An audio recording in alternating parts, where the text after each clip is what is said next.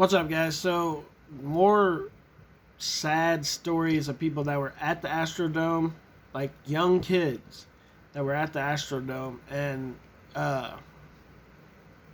it's just, it's just, and people were making excuses, multiple excuses why they couldn't have stopped the concert. No, you could have slowed it down. You didn't have to stop it. What you could have done was, we're going to take a second here, guys. Everybody step back a couple of foot. Things are getting a little dangerous in here, so let's step back a little bit. Let's calm down. Let's get this back under control, and then we'll start the concert back up. No, he just kept going with the concert. And then we hear more stories like this. Here you go. I think it's about 2 minutes, guys, this story. Careful. Let's watch this one, though. These 5 teenagers tell us they may have survived the Astroworld Fest concert disaster, but they say they're still living a nightmare. One of the young women unable to speak with us tonight because she was too emotional. Her attorney says she's not slept in 4 days. These 5 teenagers tonight sharing their... So bad of what she's seen that she hasn't slept in 4 days. That's scary. What? I wasn't there. I've just seen videos. But what did these kids see that we didn't see? That you're never going to even hear about? It's crazy. Experience in what is being dubbed the concert from hell. Jonathan Espinoza, his brother and girlfriend, drove up from Corpus Christi for Astroworld Fest, which he says was overcrowded from the beginning. He described helping save another young fan even before Travis Scott took the stage. It's so tight that nobody can move. Like, your hips feel like they have weight on them. Your chest is already compact. So it was already dangerous. Like, it's literally already dangerous before Travis Scott even came on the stage. So something should have been stopped right away before he even sung his first song. But nothing was stopped.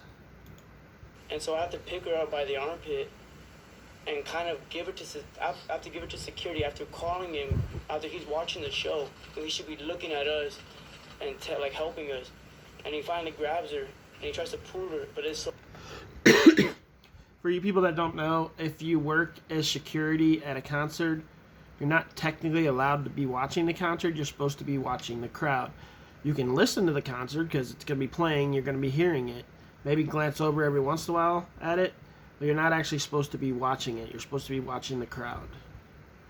So tight that her hips are locked in, and so me and another gentleman have to help her by the feet and throw her over. His brother, 16-year-old Brian. There was hundreds of bodies on the floor already, from people passing out, falling over the railing. I just saw people fighting for their life, fear in their eye, screaming. It was scary. Literally at night, I can't even sleep.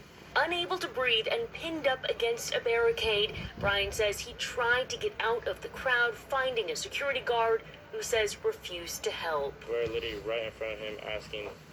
There is literally, this is not the first person I've heard say this, there's literally other kids that have said they wanted out and the security refused to let them out. Refused. To get me out, and he said no because people have been doing that all day. Elio Garcia and his girlfriend Cameron also drove up from Corpus Christi.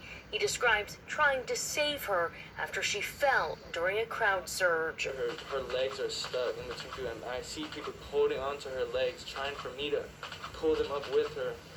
And it's just the ugliest feeling, knowing that people are trying to hold on to her legs for their own lives, for me to pick them up. These teenagers going through physical and emotional trauma, describing the desperation they felt in the crowd as they were ignored.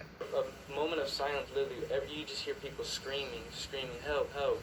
And then seconds later, you just hear Travis Scott just start another song, and it just, a nightmare. It's a whole nightmare that just continues to play every night in my head.